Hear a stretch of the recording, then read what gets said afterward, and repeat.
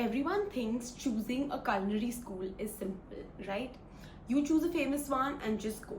But that's completely wrong. There are so many things you need to think before you actually decide to enroll. When I first decided that I wanted to go to culinary school, I just didn't know the number of decisions I'd actually have to make. Hi, I'm Ananya and I am currently in culinary school and I'm here to help you decide whether you should go or not. This is part 1 of a 2-part series, and in this video we're going to cover a few things. First, we're going to cover a little bit of background. I'm going to tell you about myself, how I got into the field, why I got into the field, what I studied before, all of that. The second thing is going to be why culinary school. Is it just so that you can pursue a hobby? For what reasons do you actually decide to enroll into culinary school? The third one is going to be whether you should study here in India or abroad. This decision is something that a lot of people get very confused with because there are a lot of factors that play into this. I'm going to discuss all of those and hopefully help you decide what you want to do. The fourth one is whether you should study pastry or culinary. Now this is a very important thing because you can't eventually end up doing both. You can choose to study both, but only technically specialize and end up doing one of them. And the final thing that we're going to do is I'm going to give you a list of all the schools that I researched thoroughly. It's going to be in the description so you can check that out. So we're going to do the background. We're going to do why culinary school, India versus abroad, pastry versus culinary, and then I'll give you a list of schools and a little bit about what we'll do in part 2. So the background, let's start with that first. So a little bit about me. I have had no experience in the food industry. I did my bachelor's in economics and then I worked in consulting for 3.5 years, and I've not been in the F&B setup at all. During COVID, I started home cooking, I started my home bakery, I started my Instagram page, I started posting a lot of videos, recipes, whatever I did at home. I was just sharing that journey with whoever I could. In the past 5 months since Feb, that is when I left my job, and to actually figure out whether I wanted to be in this industry, I did 2 internships. I did one internship for a month at Marriott in Aerocity, and then I did the second internship at a restaurant in Lodi Colony. Both were very good. They taught me a lot. This was just sort of a trial and error for me. It was not a source of income or any of that. It was just for me to know if I could actually see myself working in this industry. And I think that much had gotten cleared. Now, moving on to part 2, why culinary school? For me, it was about formal training and clarity.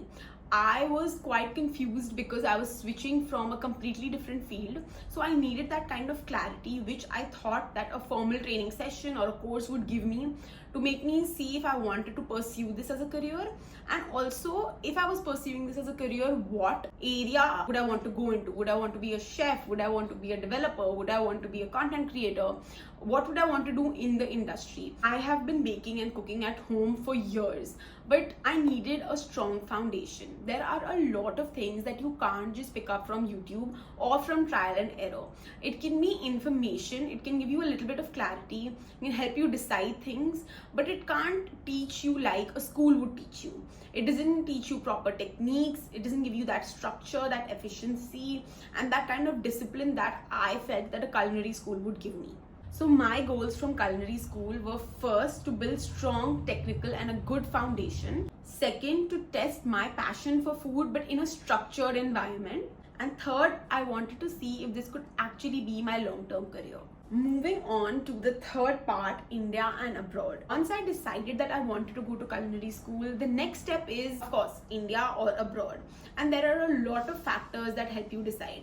Fees, staying away from family, living cost, how the curriculum actually is, the international exposure, alumni network, all these things help you decide whether you should study in India or abroad. This is something that confuses a lot of people because there are a lot of good schools abroad, and initially that was the only source, but now there are a lot of good options in India as well. So first we're going to do pros for both abroad and for India. So studying abroad, the pros, of course, you get a lot of international exposure.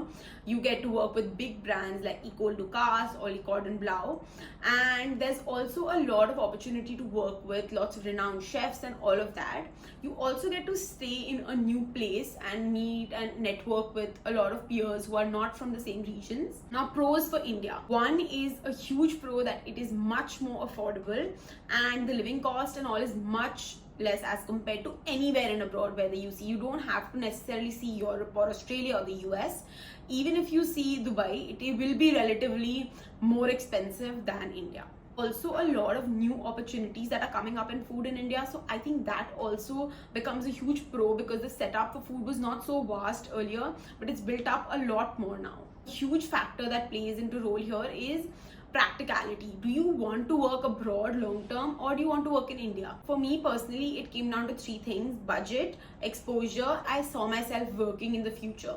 This third one is really important, because I don't think it makes a lot of sense to study abroad and then just immediately come back here or come back after a year, because I feel all that investment and that exposure I received, am I going to be able to contribute it the setup in India? So I think that if I want to long term work here or build something here, open my own bakery, so whatever, I would choose to study in India. So I think these three factors, everyone's factors will differ, but I've covered a lot, so you can definitely make your own pros and cons list. It is super personal, but I just wanted to list down all the factors you should definitely consider and sort of research every single aspect of it by studying abroad, or what you would get by studying in India. I know a lot of people who've studied in India and felt that this was enough and their careers are thriving, and I also know a lot of people who've gone abroad and they completely feel that that investment is worth it.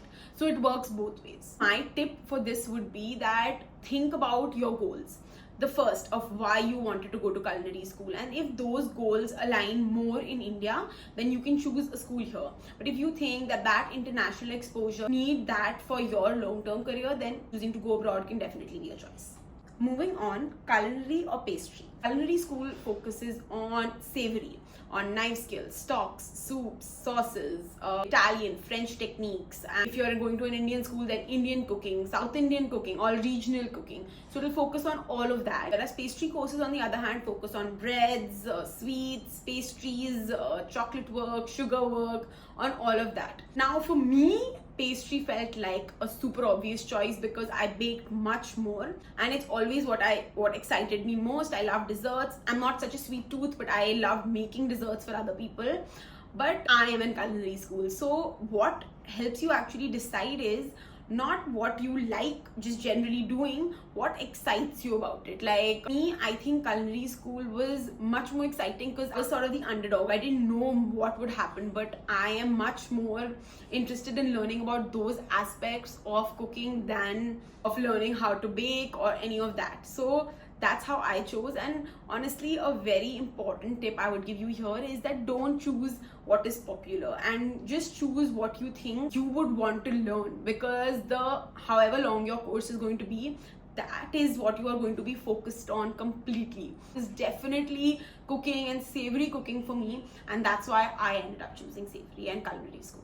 That is how I approached the decision of choosing whether I should go to culinary school and why I should go. I hope I gave you all the information you needed. If you have any other questions, please put them in the comments below, and I would be very happy to answer anything for you.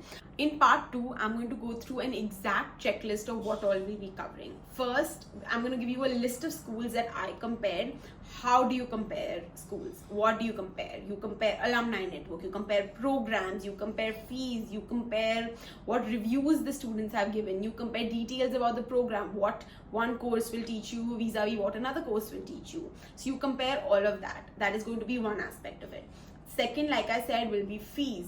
Third will be curriculum, learning hours, and what kind of the course are you actually going to be studying, who is going to be teaching you that course. So all of that will be covered in the next video. If you're considering culinary school, or even if you're just super curious about it, make sure you subscribe so that you don't miss the next video. If you have any other questions regarding this video, please put them in the comments below. I'll be very happy to answer them. Okay, see you next time.